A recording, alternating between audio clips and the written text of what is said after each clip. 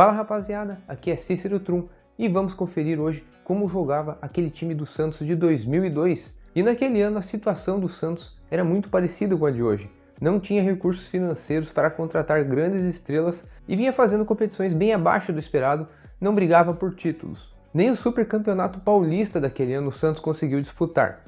Naquele ano tinha ainda a Copa Rio-São Paulo, e essa Copa Rio-São Paulo reunia os times de melhor ranking tanto do Rio de Janeiro como de São Paulo. Dessa forma, os outros times que não faziam parte do Rio-São Paulo acabavam disputando o Campeonato Paulista, e o Ituano foi o campeão. Depois disso, os 3 melhores paulistas aí do Rio-São Paulo fariam a semifinal aí com o Ituano, e o Santos ficou tão mal que ficou até atrás do Paulista de Jundiaí, no Rio-São Paulo. Na Copa do Brasil, o Peixe foi eliminado na segunda fase para o Internacional, então as coisas iam de mal a pior e a previsão era de que iria fazer um campeonato brasileiro medíocre. E na Copa São Paulo de Futebol Júnior o time mostrou ter bons valores. Inclusive um garoto chamado Robinho havia sido eleito o melhor jogador do torneio. Portanto era necessário aproveitar bem a base e juntar junto com os bons valores que tinham aí no time principal.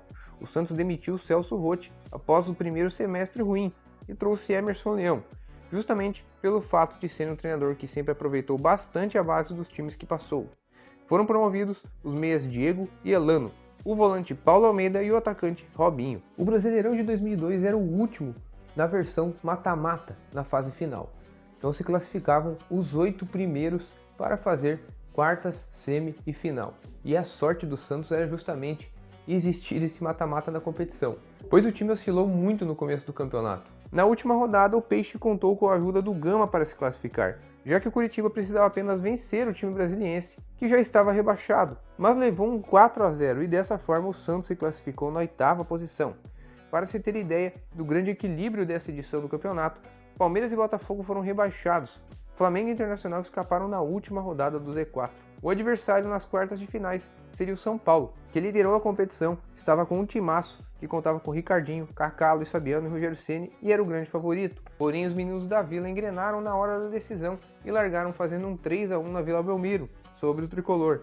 No jogo de volta no Morumbi, o São Paulo abriu o placar com 4 minutos e parecia que poderia reverter a situação. Porém, os garotos santistas mostraram muita maturidade e souberam explorar a ânsia são paulina de marcar o segundo gol. E o Santos ainda venceu o jogo por 2-1. Nas semifinais, o Grêmio foi adversário e o Peixe tinha a pior campanha, então sempre fazia a primeira partida em casa e decidia fora. Porém, o time fazia por valer o seu mando de campo e mandou logo um 3-0 sobre o Grêmio, que tinha Rodrigo Fabre voando naquele ano, foi o artilheiro do Brasileirão ao lado do Luiz Fabiano. Na volta, o Grêmio venceu por 1-0 e o Santos estava na final. A equipe que ia encarar na final era o Corinthians de Parreira, que havia ganho o Rio-São Paulo e também a Copa do Brasil daquele ano. Estava com Vampeta, Gil, David voando, mas a molecada do Santos estava atropelando todo mundo. Fez 2-0 na Vila e 3-2 no Morumbi, com aquele lance inesquecível de Robinho sobre Rogério das pedaladas. Leão escalava o Santos num 4-4-2 bem ofensivo, tinha um forte apoio dos seus laterais, principalmente pelo lado esquerdo, já que Léo tinha uma resistência física absurda e entrava na área o tempo todo como elemento surpresa para finalizar. Tanto é que ele marcou 6 gols naquele ano. O outro lateral, que era Maurinho, não chegou a marcar gols. Não era um lateral que finalizava bem. Em compensação, tinha um cruzamento perfeito e deu muitas assistências. Com essa subida constante dos laterais, o cabeça de área Paulo Almeida recuava e dessa forma os zagueiros abriam para fechar o contra-ataque pelas pontas. Outra característica importante era a liberdade que os jogadores tinham de avançar e buscar o chute. Dessa forma, o Santos tinha em praticamente todas as partidas o maior número de finalizações do jogo. Era um time muito agressivo ofensivamente e seguro na marcação. O goleiro do clube era Fábio Costa, estava em uma fase incrível, pegando tudo. Goleiro que tinha ótimo posicionamento, boa saída aérea do gol, no chão costumava cometer pênaltis e chegar atrasado. Se passava um pouco nas divididas e tinha um temperamento explosivo, o que lhe fez ter problemas de indisciplina. Maurinho era o lateral direito e havia feito um ótimo primeiro semestre pelo Paulista de Jundiaí, antes de ir para o Peixe. Era um jogador que tinha uma resistência física incrível, veloz e um cruzamento perfeito. Depois foi para o Cruzeiro e participou do time que ganhou a Tríplice Coroa.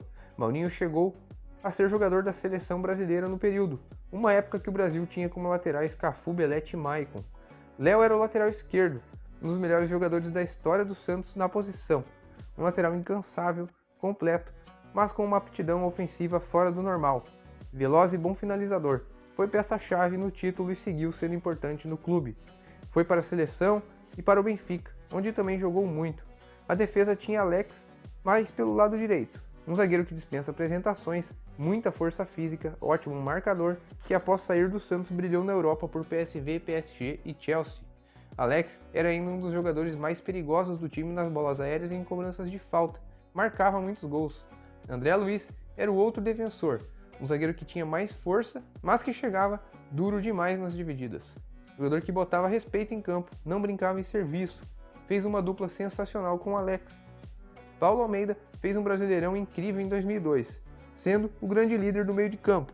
Era um volante marcador, de bom passe e mostrava muita maturidade. Ganhou chance na seleção brasileira e continuou muito bem, mais um ano no Peixe. Foi vendido ao Benfica em 2004, sofreu com lesões e depois disso nunca mais se encontrou na carreira.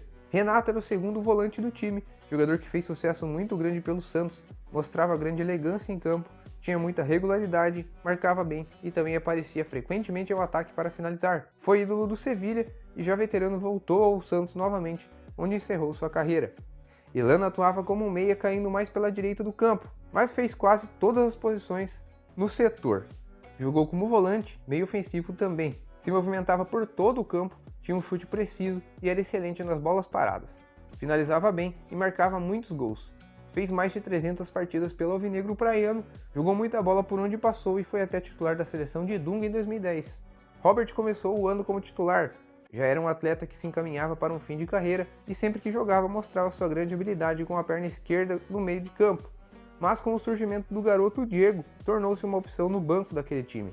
Diego apareceu de maneira meteórica. Aos 17 anos de idade mostrava-se um meia completo, que tinha uma visão de jogo fora do normal, bom passe, chute, sabia usar bem o corpo e tinha um entrosamento grande com o Robinho desde a base. Como era muito novo, fazia algumas besteiras, provocava adversários, caía em provocações também, forçava muito o Caicai e ficou marcado por isso pelos rivais.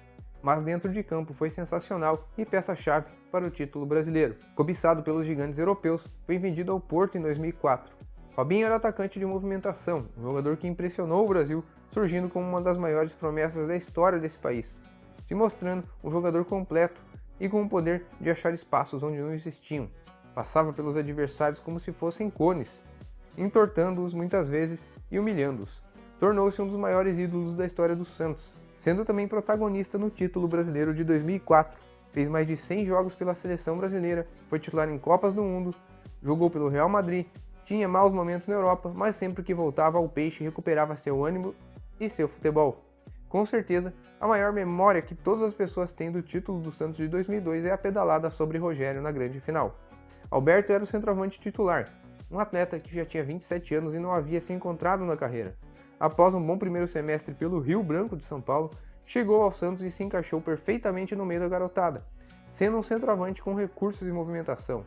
Marcou um dos gols mais belos do ano de 2002, talvez se existisse o Puskás naquele ano concorreria, nessa bicicleta contra o Corinthians.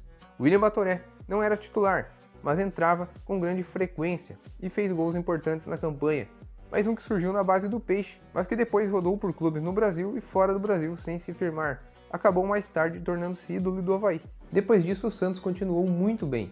Em 2003, chegou até a final da Libertadores e acabou perdendo para o Boca de Tevez, que estava muito forte. Em 2004, foi campeão brasileiro novamente. E a sequência aí do técnico Emerson Leão também foi muito boa, que depois acabou indo para o São Paulo e foi campeão da Libertadores. Mais tarde foi para o futebol japonês também ganhar uma graninha. E como eu sempre falo, então amigos, se vocês tiverem alguma sugestão de algum time ou seleção para eu trazer aqui no canal e a gente comentar e ver como jogava, é só colocar aqui nos comentários que eu venho a estudar esse time e trago no futuro para a gente conferir. Espero que tenham gostado do vídeo e se gostaram, eu peço que por favor se inscrevam no canal e também curtam esse vídeo para me ajudar. Muito obrigado pela atenção e um abraço.